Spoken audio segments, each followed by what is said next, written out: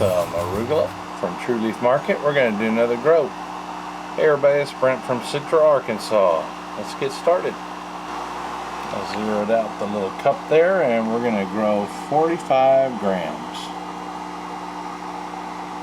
Arugula is a mucilage seed. It has a little gel casing that surrounds the seed, and I removed that prior to putting it on this tray, which I'm about to do. And we're going to start off by spraying the antifungal onto the tray. This antifungal, I have a video on it if you want to know what it is. Just type in antifungal in the search and you'll find it. Now we're going to spread the seed and then shoot the antifungal on top of that. Seed is spread.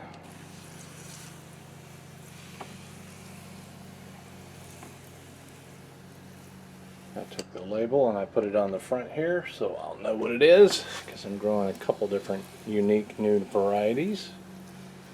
Unique and new to me. We'll get this on the assembly and get it to growing. Alright, we've got it on the rack here. I've got the stacking cover on top of it, and I've got a blackout dome on top of that. And that should keep the moisture in and let the seed germinate perfectly well. I'll bring you back as we grow.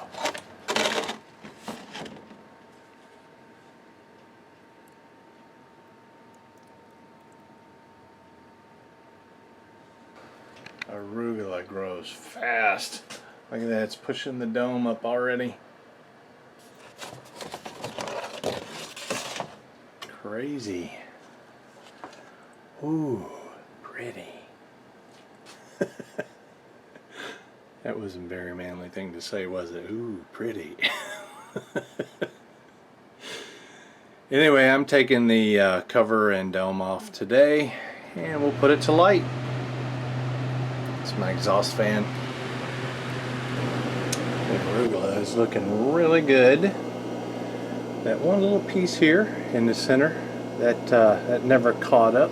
It was lacking seed in that area for some reason. But the rest, oh man, it's gorgeous. Arugula for some reason just doesn't get real dark green. So really enjoyed this grow so far, and I'll probably end up harvesting this like tomorrow, maybe the next day at the latest. Today is harvest day for the arugula, and it looks fantastic here early this morning. Look at that, it's so gorgeous. Very even. The canopy, size of cotyledons, all that's very neat. First time growing, and we're going to address the issue of the microgreens being wet. Like you see there, you see some moisture down in there. There's a couple ways you can deal with it. You can turn it off at the valve and just leave it for another day or so, or you can take it inside and or outside, rinse it and set it in a 10-20 tray with clean water and just let it air dry outside or inside in the air conditioner. So let me show you what I'm going to do. Hey everybody, I'm inside my grow room here because it's raining outside, and I needed to harvest the arugula because as you probably just watched, I wanted to show how to dry out the seed, the microgreens, for a little while before you harvest them, because a lot of times growing this densely there's a little bit of wetness down there. And what ended up happening is the next morning I got busy, and then the next morning today it rained, and so I had to put these in the house for a while, and they've been sitting out of the assembly for more than 24 hours now, and I really need to harvest them. I don't like them being out of the assembly for that long, but they still look really good. Let me show you what they look like.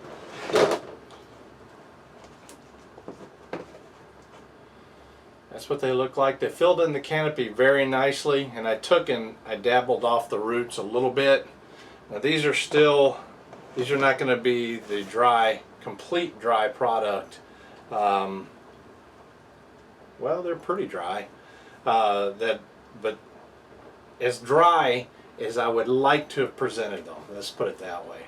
So I'm going to do a harvest in here in the grow room because it's rainy and miserable out. It's been raining all day long, and I had my little garden hat on to keep my glasses from getting wet and stuff like that. So now you get to see my bald head. Anyway, we're going to do it more or less like I always do at a screen harvest, where I take the screen out, then I'll put them on a scale and weigh them for you. So there's really not much need to get into it other than that. So let me take them out.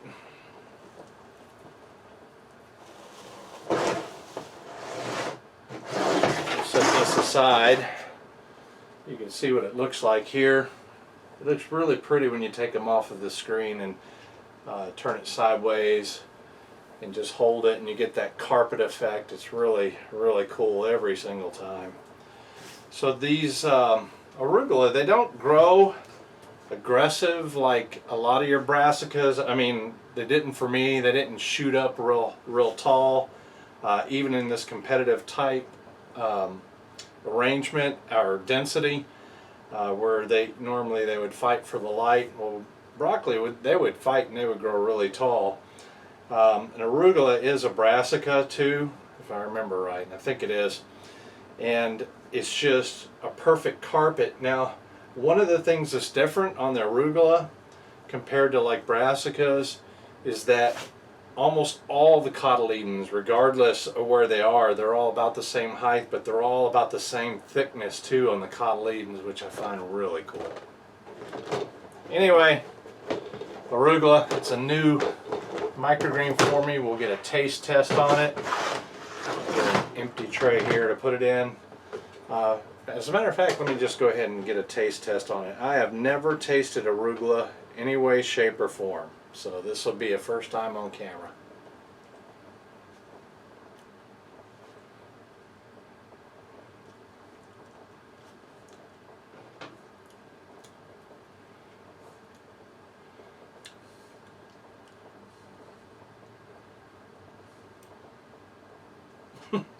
You're not going to believe this. The first hint I got was peanut butter. That is so weird. It is not spicy like everybody tells me. You know, it's not radish spicy. Take a few more. Okay. Yep. Now there was spice in that bite. I wonder why that first bite wasn't spicy. I'm going to take a bunch here just to get a full palate taste. It's not overpowering spicy like radish, or like radish can be. It's very good.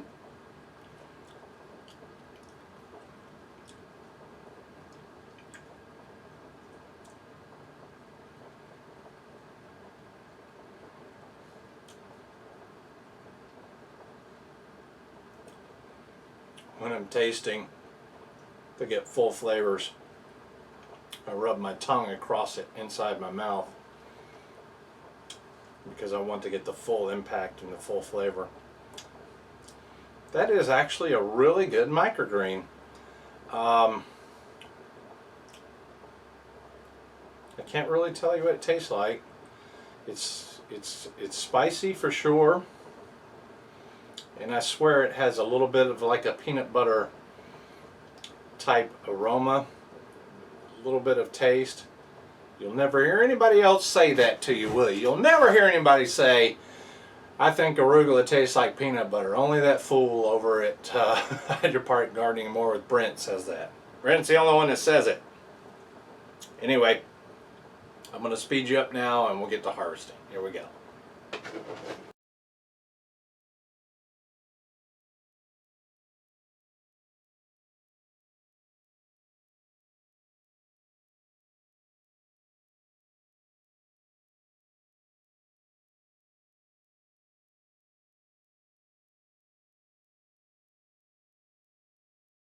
Alright, we're done for the majority of it. I've got some little bits and pieces here. I don't need to weigh every single little bitty bit and piece. Now I'm going to bring you in I'm going to show you the screen because darned if I didn't show it one time.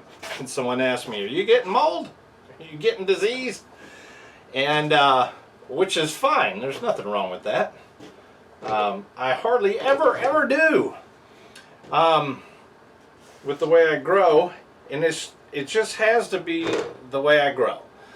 I don't know what else to say, but these are slightly damp. I'm going to bring you, let me move them over a little bit so you can see. These are slightly damp. I'm going to bring you in and I'm going to show you what they look like, and I'm also going to show you the screen very thoroughly. So I'll bring the camera in, and then while we're nice and close like that, I will also do the weight for you.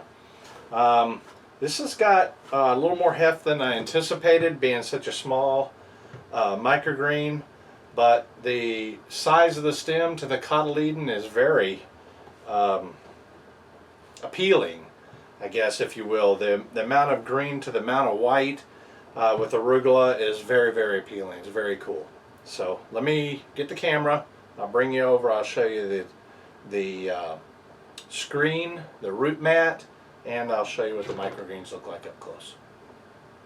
Alright, I've got microgreens on the tripod, and the tripod is lowered some. So it's in. I put the screen back in the tray so you can get a dark background compared to the lightness of the screen. And then I'm going to take it slowly in front of the camera. Well, as best I can. Pull it back a little bit so you can see the top. And I'm going to go across it here slowly. And if you haven't watched my channel, I do this a lot to show there's no mold, disease, or mushy stems or anything like that. When you grow in media of various flavors, soil, cocoa, peat, mixes of different kinds, you can't grow this densely most of the time because the soil, first off, it's hard to keep an even moisture by daily watering, because the plants grow and their needs change every day. And so if you grow in a mix, a soil or a cocoa, not only is it harder to water them compared to bottom watering like I do, but it's also a potential saturation haven for disease and fungus. And I don't get that. Not if you sterilize everything and you keep the things out from the beginning. Alright, so here's the microgreens themselves. I'm going to take my fingers across them in several locations so you can see how pretty they are. It's really a cool. This is probably the coolest brassica. I don't know why. It's just, it's delicate.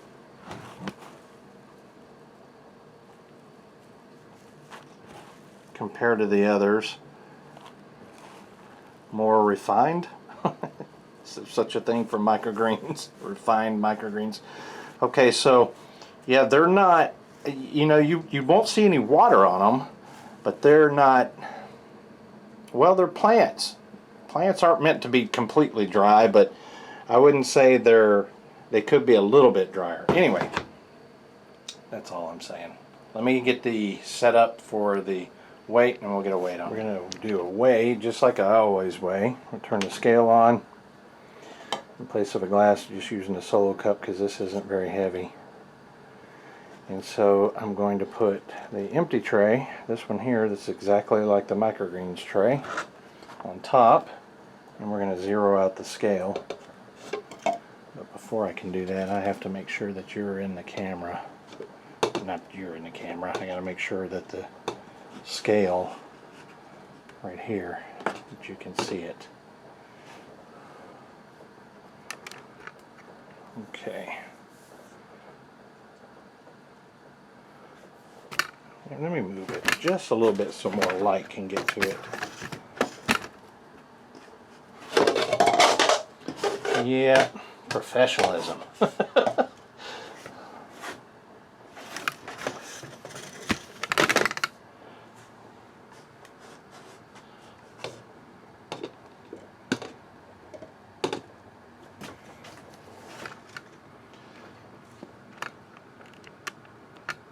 Alright, that's going to have to be good enough. Right there. So we zeroed out all zeros. Now we take this tray off, and then when we put this one on, it's going to be the weight of the microgreens. Arugula weight. Here we go. Drum roll, please. While this is happening, I wanted to say to everyone, I hope you guys are staying safe, and I hope this finds you all well and healthy. And I'm very happy to get started getting the economy and getting out and about.